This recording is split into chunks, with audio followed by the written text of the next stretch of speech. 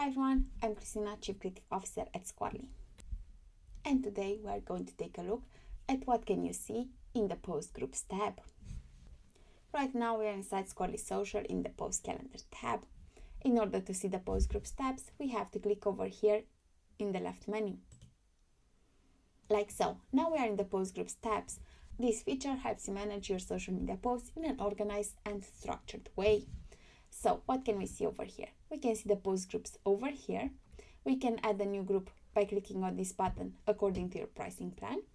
And then we can see the posts over here, which are grouped by status, draft, approved, and finish sending. We can also see the group details over here, like on what days those posts that are going to be in the approved tab are going to be sent to, and at what hour, and of course, where on what social media profiles. And we also have those two buttons over here, Profiles and Repetition and Schedule.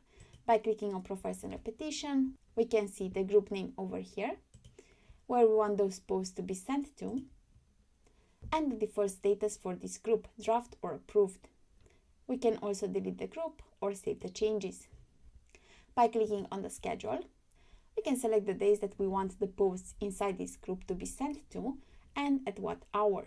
We can also add new times like so, remove them if want to, and of course change the dates like so. And click on save. And this is basically it.